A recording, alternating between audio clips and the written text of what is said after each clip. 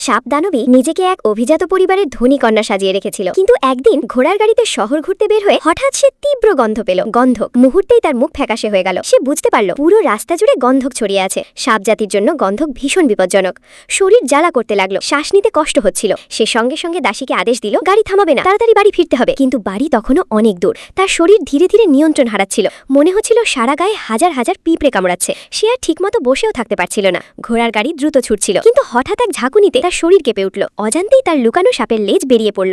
দাসী সেটা দেখে ভয়ে চিৎকার করে উঠল। এই চিৎকারে আশেপাশের লোকজন ছুটে এলো। সাপ সাপ আছে! মুহূর্তেই চারপাশে হইচই পড়ে গেল। সবাই গাড়ির চারপাশে জড়ো হয়ে ভেতরে উকি দিতে লাগলো। গাড়ির ভেতরে সাবধানটি বুক ধরফর করতে লাগলো। সে বুঝে গেল আজ তার আসল পরিচয় ফাঁস হয়ে যাবে। সে আক্রমণের জন্য প্রস্তুত হলো, কিন্তু ঠিক তখনই গাড়ির পর্দা সরিয়ে ভেতরে ঢুকলো একজন মানুষ। সে আর কেউ নয়, মেই সিলাং, যে মানুষটিকে সে একসময় নিজেই প্রত্যাখ্যান করেছিল। সে ভেবেছিল নিজের আসল পরিচয় জানার পর তাদের পথ চিরদিনের জন্য আলাদা হয়ে গেছে, কিন্তু আজ এই বিপদের মুহূর্তে সেই অলৌকিকভাবে সামনে এসে দাঁড়ালো। মেই সিলাং কিছু না বলে চুপচাপ নিজের রুমাল এগিয়ে দিল। তারপর নিজের পোশাক ছিঁড়ে খুব যত্ন করে সাবধানবীর বেরিয়ে থাকা লেজ ঠেকে দিল।